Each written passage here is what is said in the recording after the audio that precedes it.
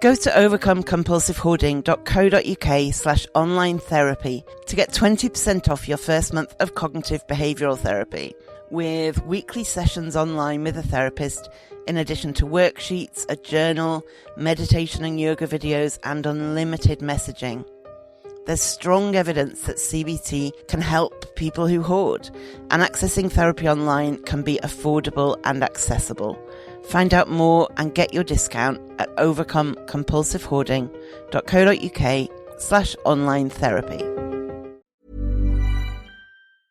A lot can happen in 3 years, like a chatbot may be your new best friend. But what won't change? Needing health insurance. United Healthcare Tri-Term Medical Plans, underwritten by Golden Rule Insurance Company, offer flexible, budget-friendly coverage that lasts nearly 3 years in some states. Learn more at uh1.com. Say hello to a new era of mental health care.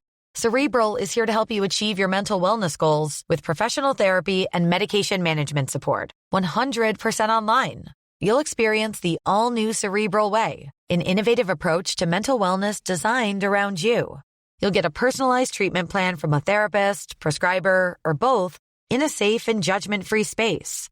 Your Cerebral therapist or prescriber will outline a customized plan with clear milestones along the way, so you can get to feeling your best. With Cerebral, you're not alone in your mental health journey. We're here to empower you to live a fulfilling life.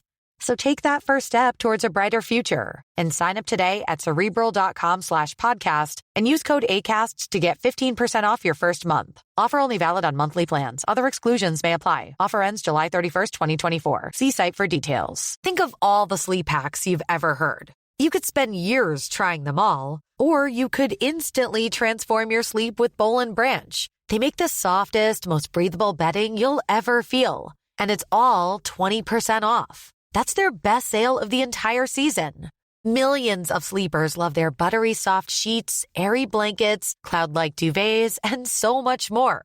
And you can try all of them for 20% off with promo code BUTTERY20.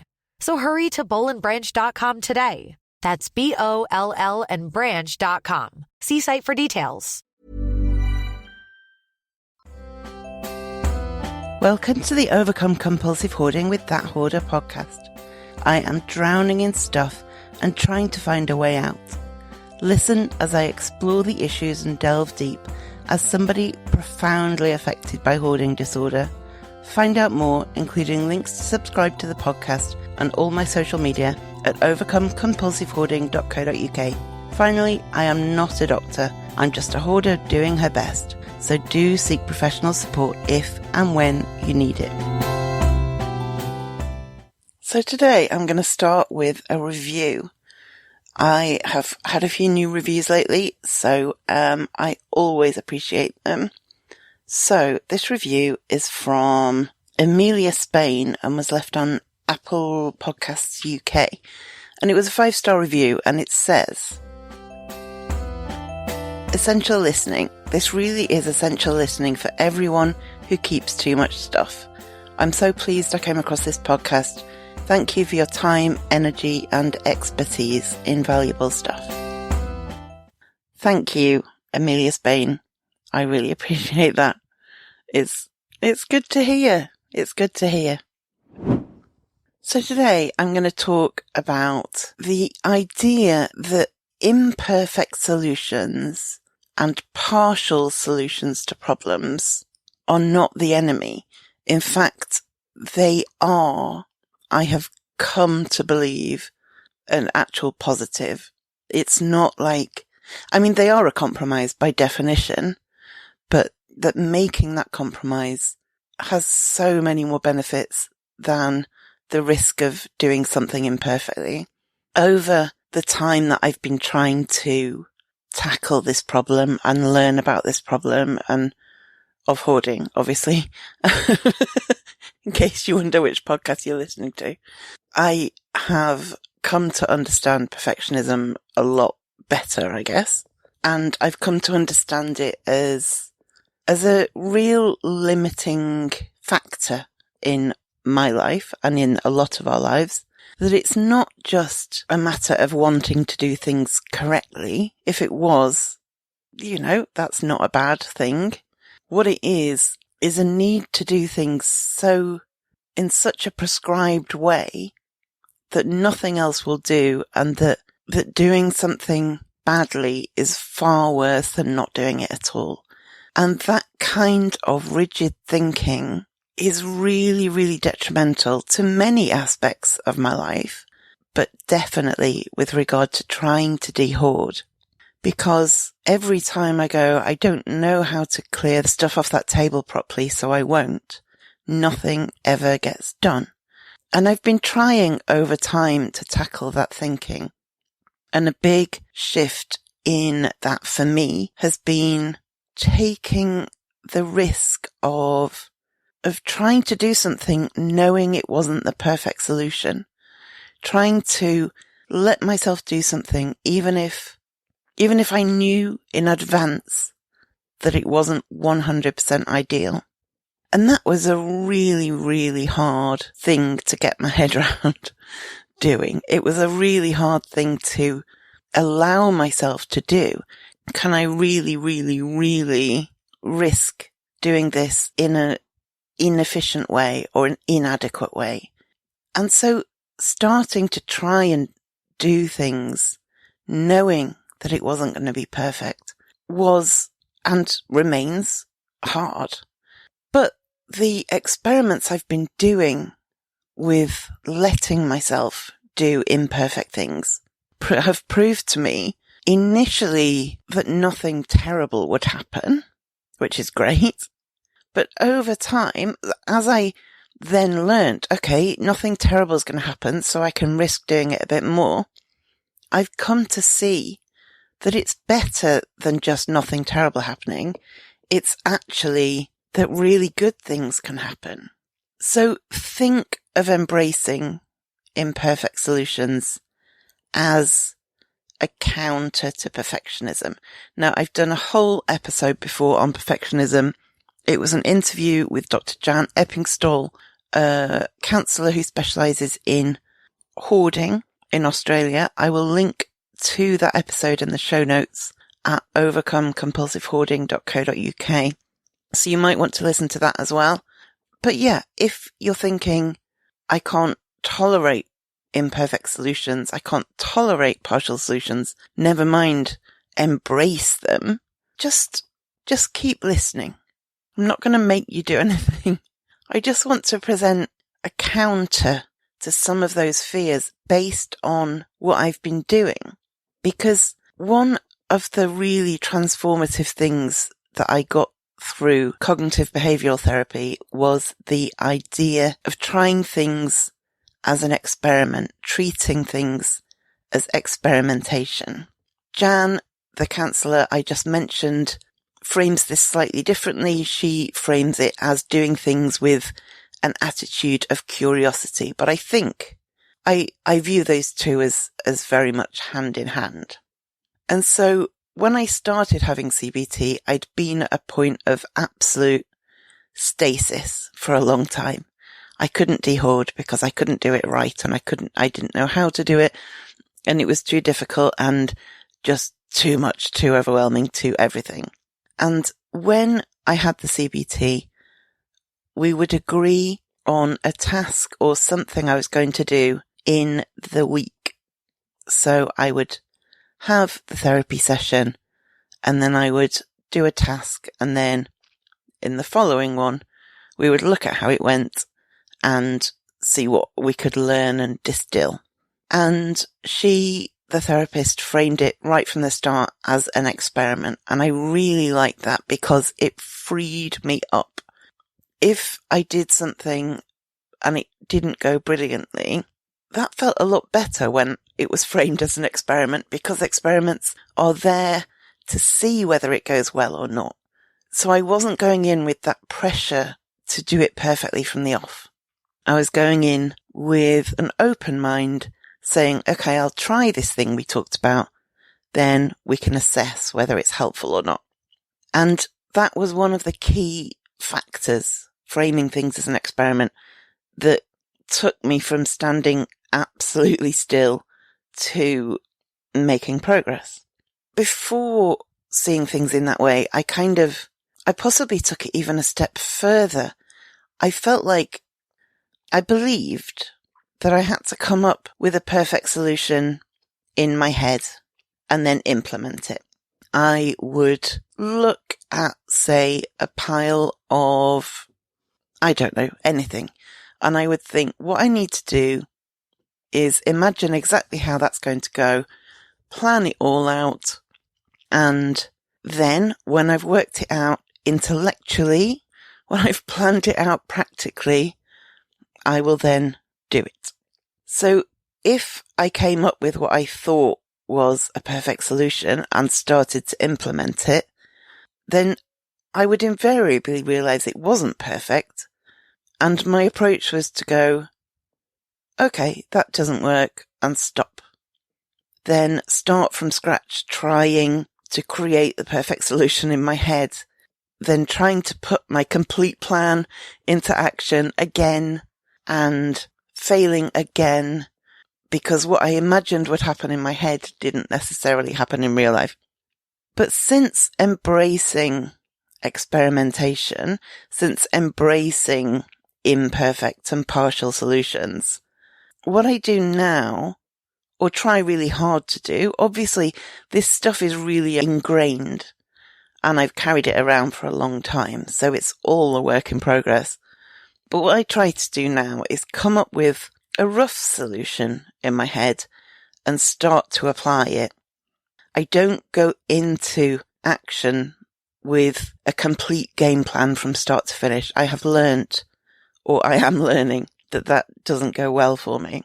And then when something inevitably doesn't quite work or doesn't quite go as I imagined, rather than write the whole thing off, I try to do some problem solving, I guess. Like, okay, I thought that setup of bags there and boxes there and the pile there would be what I needed, but the reality is that I'm throwing away more than I anticipated, or I'm moving things around more than I anticipated.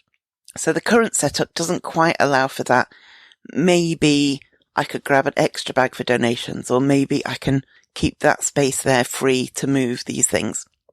And so what I'm doing is having a bit of a plan and then starting. And then based on how it goes, adapting it.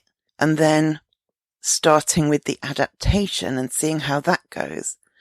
And then based on how that goes, adapting a bit more. Because if you're too set on a particular course, what I've found is that if it looks like it's going wrong, or if it looks like you won't achieve what you'd hoped, it's too easy to abandon the entire thing altogether. By embracing partial solutions, embracing imperfection, if things don't turn out quite like you'd hoped or like you'd imagined, or if things change course, it won't throw you as much and it won't make you want to throw in the towel as much. You're not invested on the plan that you thought would work. You're invested in a process that improves over time. And also, even if you did come up with a perfect solution today, even if you did, and it was absolutely perfect, what is a perfect solution for you today may not be a perfect solution in the future. It's more variable than that. Things change. Something that you initially find really effective, like putting happy music on, might suddenly start to really irritate you.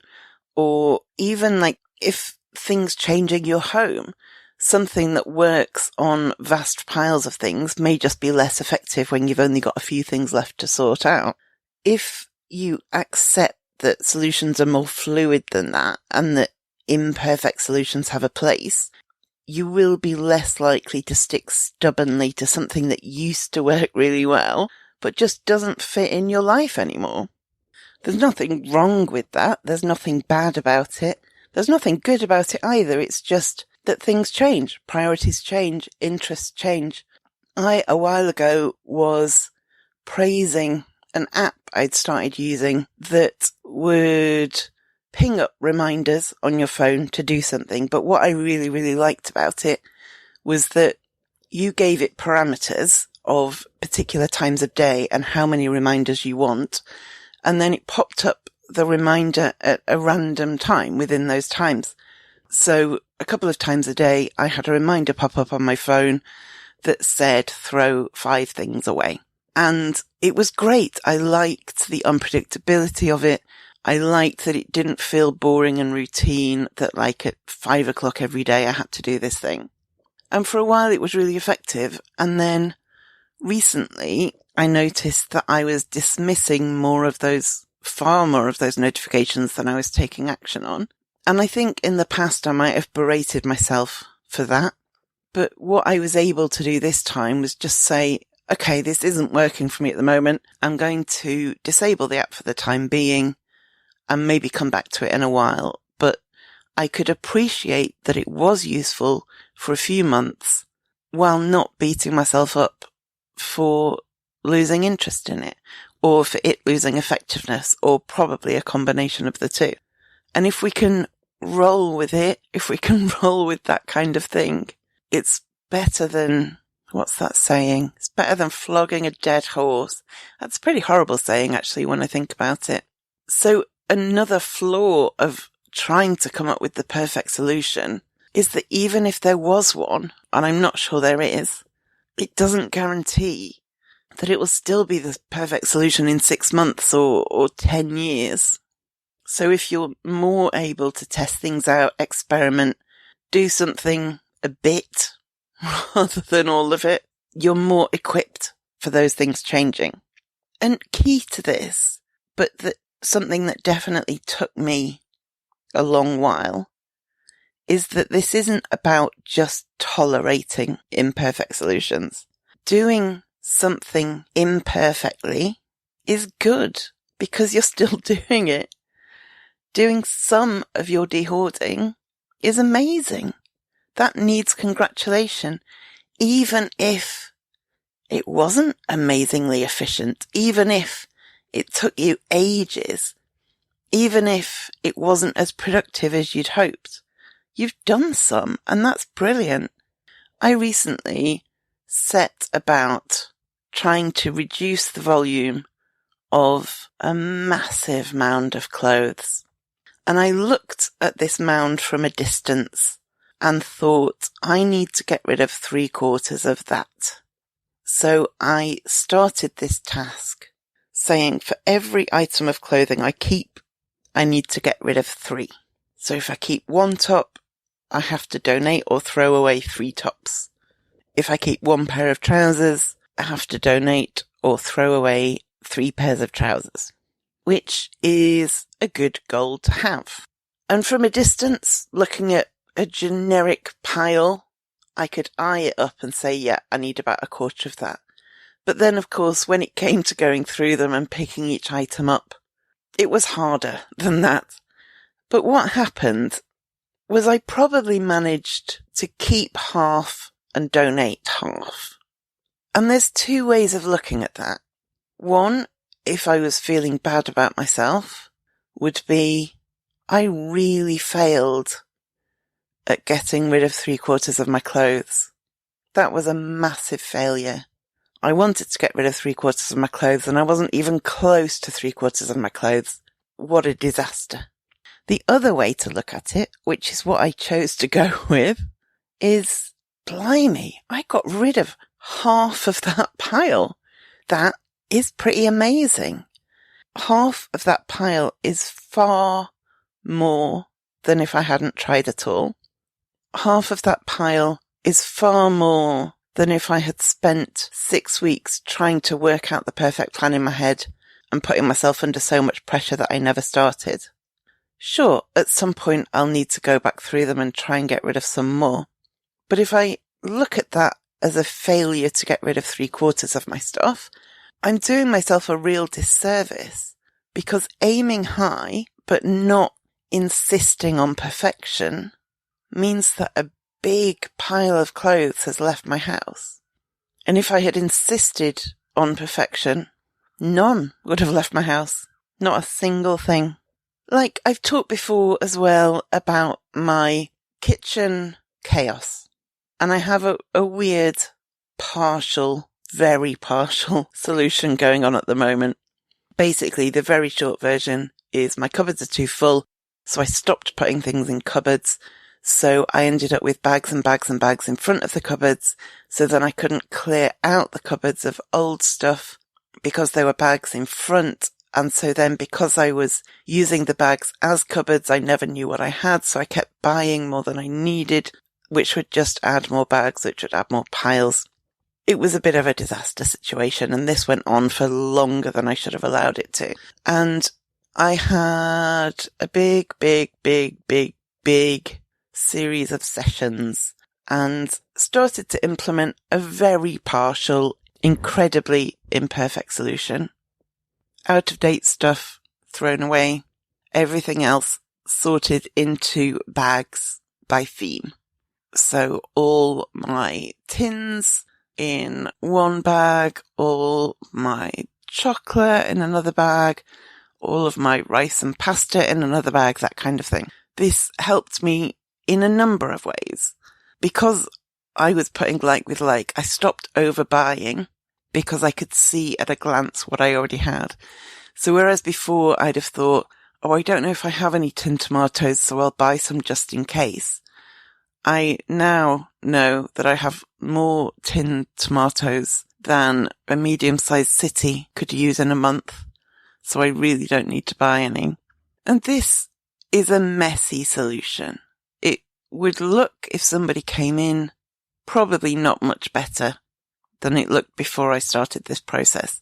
However, to me, it all makes a lot more sense. And I know what I'm doing, and I feel like I've got a handle on it. And it is so far from the ultimate solution. It's really, it's not great. But you know what it is? It's better than it was. And the situation I was in before, where I would have dozens of bags, each with just one or two things in, it was absolute chaos. I would like to say that I would have come in with a perfect solution, but I had been avoiding that for several years.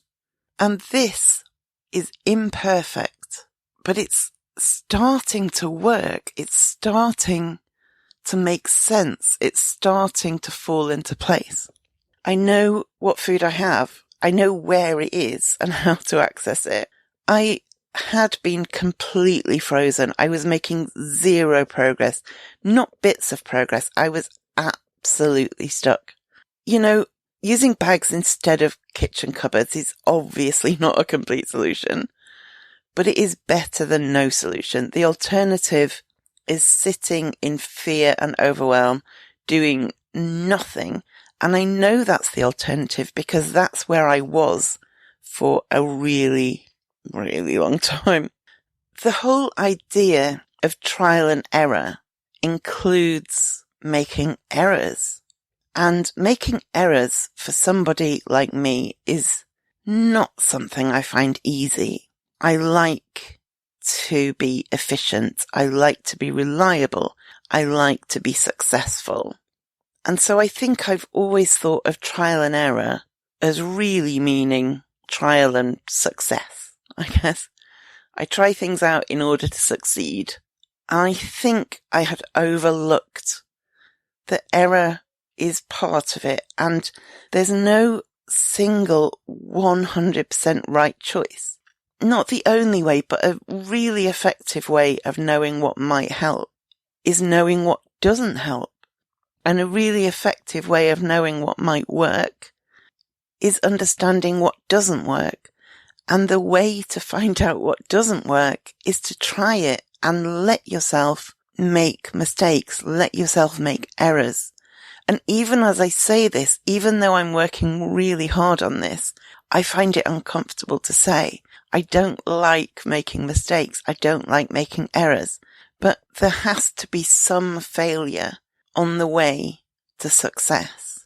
You know, you can look at like some of the biggest books of all time were rejected by dozens of publishing houses.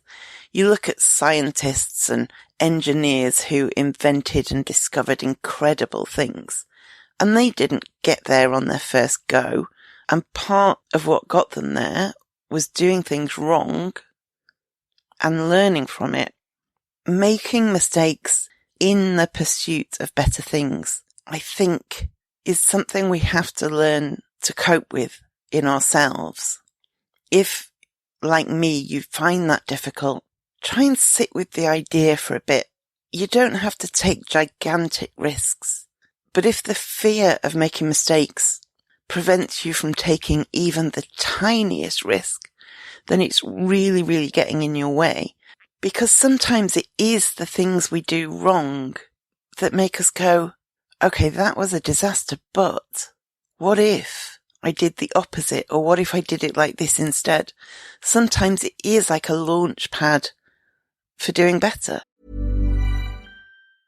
A lot can happen in 3 years, like a chatbot may be your new best friend. But what won't change? Needing health insurance. United Healthcare Tri-Term Medical Plans, underwritten by Golden Rule Insurance Company, offer flexible, budget-friendly coverage that lasts nearly 3 years in some states. Learn more at uh1.com. Ryan Reynolds here from Mint Mobile. With the price of just about everything going up during inflation, we thought we'd bring our prices down. So to help us, we brought in a reverse auctioneer, which is apparently a thing. Mint Mobile Unlimited Premium Wireless. How to get 30, 30, bit to get 30, bit to get 20, 20, 20, bit to get 20, 20, bit to get 15, 15, 15, 15, just $15 a month? Sold! Give it a try at mintmobile.com/switch. $45 up front for 3 months plus taxes and fees. Promo rate for new customers for limited time. Unlimited more than 40 gigabytes per month. Slows full terms at mintmobile.com. Something I'm working on at the moment is I'm trying to find the most efficient way of getting charity donations out of my house and into the charity shop without setting off big panicky alarms in my head, and also without overwhelming myself with practicality. So I've been developing a bit of a system, and my current system is overly elaborate. It involves too much. Okay, I'll put it in this bag and then transfer it to that bag and then move that there and then do this and do that. A lot of palaver. But despite this, things are leaving the house and going to the charity shop. And that is not to be underestimated. I feel confident based on the work I've been doing over the last year and a bit that I will hone the process over time. But until then, it's still better to have an overly elaborate, overly work-intensive, and probably a bit ridiculous process than it is to have no process waiting for perfection and meaning that nothing leaves the house. In the past, I would have said this way of doing things is overly elaborate and a bit ridiculous. I will stop doing it until I've worked out the best way. And everything would have stopped. Now I say this is overly elaborate and a bit ridiculous, but doing it this way will help me to work out a more efficient way to do this. And in the meantime, I will at least get some things out of the house. Sometimes when we're waiting for a perfect solution, it's essentially a great excuse to not start. Not only can you not fail if you don't try, but also if you don't try, then you don't have to get rid of any of your stuff. And that's powerful when you hoard, because all of your instincts are saying, I need all this stuff. So something to think about if you are waiting for the perfect solution is that a way of stalling? Is it a way of postponing having to start? And there are other areas of our life where we probably are better at imperfect solutions. If we step away from trying to de-hoard, if something breaks, you might stick it back together with duct tape until you can get it fixed or get a replacement. If there is more month left than money, you might throw together all the leftover randomness from your fridge rather than cook something that you know works. If your favourite brand of washing powder is out of stock, you might pick one that you don't like as much. Those are all partial solutions or imperfect solutions. And we do them because that's life. Sometimes if something breaks, you stick it together until you can get it fixed. And we cope. It may be that I just gave some random examples there. It may be that one of those horrifies you and you think, I could never possibly use the wrong laundry powder. And that's okay. But there may be other areas of your life where you realise that you do actually compromise a bit on perfection, and where you cope with an imperfect solution from time to time. Another problem with chasing perfect solutions is that if an apparently perfect solution goes off course somehow, the temptation is to abandon it altogether, isn't it? We all know the situation of abandoning an entire healthy eating plan because we eat one packet of crisps. With an imperfect healthy eating plan, eating a packet of crisps is a wobble, and you carry on with your healthy eating without doing too much damage. One packet of crisps isn't going to hurt you. If one packet of crisps is so unacceptable because your plan is perfect and complete and rigid and unaccommodating, it throws you off course completely. So you do none of it and eat 10 packets of crisps. Now, which of those approaches leaves you with healthier eating? The one packet of crisps or the 10 packets of crisps? So the options are perfect solution, one wobble and you abandon the entire thing, or an imperfect solution where wobbles are built in and you still eat 80% healthier on an ongoing basis with the odd steak pie thrown in. It's not the one packet of crisps that ruins your healthy eating.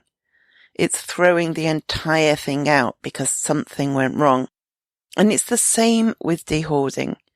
If your rigid, perfect solution can't cope with things not going to plan, you'll lose a lot more progress than if you have a partial solution that can cope with unexpected things happening, whether that is unexpected things external to you, like having a crisis at work or something breaking, or whether it's an unexpected internal thing, like having a reaction to an item that you weren't anticipating. Imperfect solutions encourage you even to prioritize consistency over perfection. And consistency is what gets you to your goals in a gigantic project. And de-hoarding is a gigantic project. Bursts and rushes and flurries help, but you can't sustain them. Consistency is what gets you to the end of the marathon. It's always worth asking yourself, what is the worst that will happen? If the worst that will happen is the way I do this will be slightly less efficient than is ideal, you've really honestly got nothing to worry about. Try to think more of the process than some kind of unattainable perfect result. If you're creating a process, it feels more adaptable. It feels more like something that can change and grow over time. It's not a straight line from which you must never deviate. And talk yourself out of some of the caution you might feel desperate to hold on to. That caution is there to protect you, but it's become so rigid and controlling that it is damaging. It's like a computer file that's become corrupted. It might have been useful once, it might have served a purpose once, but now it's in your way and it's not helpful. It might have started off helpful, might have started off a good idea, it might have started off a way to survive, but that's not what it is now. And keep in mind that things change over time. If you're too wedded to the idea that something is perfect and therefore ultimate and ideal, then when you make progress or if your life changes, you'll be stuck because your perfect solution doesn't work anymore, doesn't apply anymore. Perhaps currently you have a policy that you have to donate half of your books, and you've got 2,000 books. So once you've donated 1,000 books, your perfect solution has been implemented. And this prevents you from reassessing and thinking, actually, I live in quite a small space and 1,000 is still a lot of books. And doing what I've done so far has reduced my sensitivity to getting rid of them. It's got easier. I find it straightforward now to get rid of a lot of books that I would have found impossible a year or two ago. So maybe I'll get rid of 2 out of every 3 books from now on. So overall, I will end up with 300 books.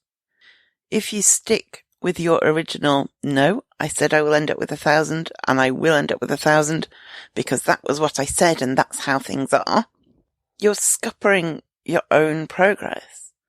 Whereas with an imperfect solution, built in from the start is the idea that it will grow and develop as you work out what helps the most. And then as your circumstances change and as your surroundings change, it won't be a wrench to adapt it because that was always the plan. If your original perfect solution turns out to be rigid and not at all adaptable, you're stuck with a decision you might have made in 2020 before a global pandemic. How does that apply now? Something really interesting I've found since really trying to embrace this is that my negative self-talk has calmed down a bit. Now, my negative self-talk is always overactive. It's always there, giving me a hard time. But some of it has eased. Some of it has eased up. So rather than kind of constantly berating myself, I said I'd get rid of 75% of my clothes and I didn't. I'm a disaster. I'm a failure. I'm so rubbish. Instead of that, I can negotiate with myself a bit and navigate decisions and policies as I go and say, I hope to get rid of 75% of my clothes, but I've got rid of 50% of not all my clothes, but that big pile of clothes. And actually, I'm quite impressed with myself. Whereas if I'd stuck from the start with that rigidity, the negative self-talk would have won. Good enough gets the job at least partially done. Is it perfect? No. Is it good enough? Yeah. Perfection delays things. Good enough makes progress. Maybe one day you will find a perfect solution. But until then, partial solutions will have to do. But what's more, starting with partial solutions is almost certainly the way to get close to working out what a complete solution might be, if such a thing is able to exist. So at best, partial solutions will get you to perfect solutions.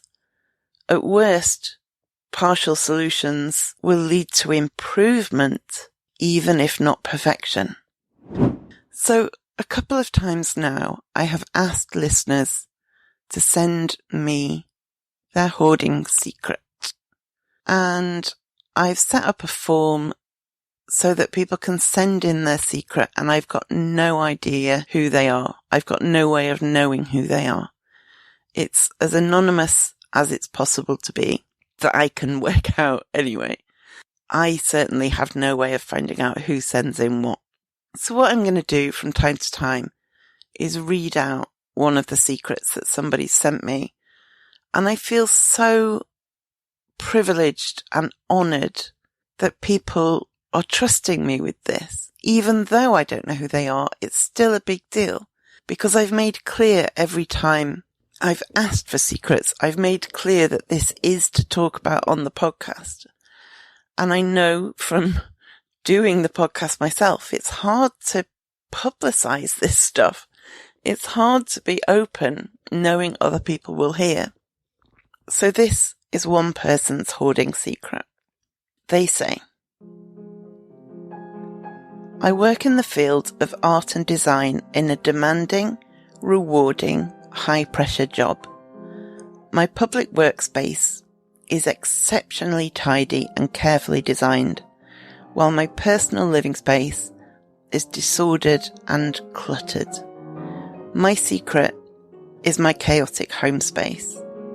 Part of the problem is that exhaustion from the demands of my job prevents me from de-hoarding, compounded by procrastination. I might need that someday. To keep up in my profession, I funnel all my energy into my job and haven't yet figured out how to carve out time to create an orderly home. Thank you so much for sending that in. I expect a lot of people will relate to this. People look at their public persona, their work persona, and think of them as really effective, professional, impressive people. And that can add to how shameful it feels to live in chaos and disorder, I think. So I just want you to know that it's not just you. And listeners, if you want to send in your secret, you can do so at overcomecompulsivehoarding.co.uk/secret. Do you have any burning questions you'd love me to answer? I'll get to the top tip in a second, but my first Q&A episode was really popular, so I'm going to be open to questions on a rolling basis, and then when I have enough, I'll make another episode answering them. Contact me on Twitter, Facebook, TikTok, Reddit, YouTube, or plain old email. All the links are on my website at overcomecompulsivehoarding.co.uk. Ask me anything and I will do my best to answer it. Now, your top tip. So my top tip this week is a mini clip from a podcast called Creative Women International, and it's about taking risks. Have a listen. And I love that idea that, if we don't try, we're not moving forward. If we don't try, we're stagnant. If we're not failing sometimes, and, people think of failure as a negative, it really isn't. It proves that you're doing something. It proves that you're taking risks and putting yourself out there.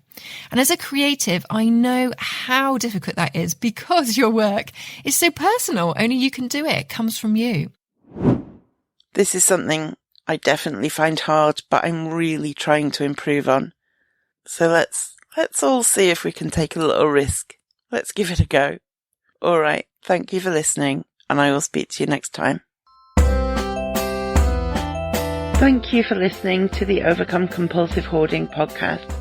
You can find more online at overcomecompulsivehoarding.co.uk. You can find me on Twitter at @thathoarder and on Facebook at Overcome Compulsive Hoarding with That Hoarder. To find out more about how you can support this podcast and the overall project, go to overcomecompulsivehoarding.co.uk/support and do subscribe to this podcast so you make sure you don't miss any future episodes.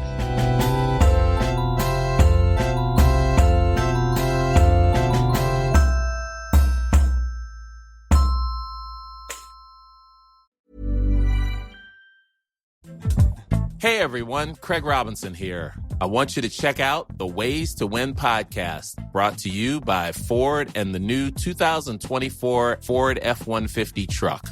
On Ways to Win, Coach Cal and I will discuss leadership lessons we've learned. We know all about the days spent perfecting your craft outside of the limelight and have knowledge to share about how strength, inspiration, encouragement, and adaptability are the key ingredients to drive toward your dreams. And those same ingredients can be found in the new 2024 Ford F-150 truck. So check out my podcast, Ways to Win, and also check out the new 2024 Ford F-150 truck. Learn more at Ford.com. Built Ford tough, built Ford proud.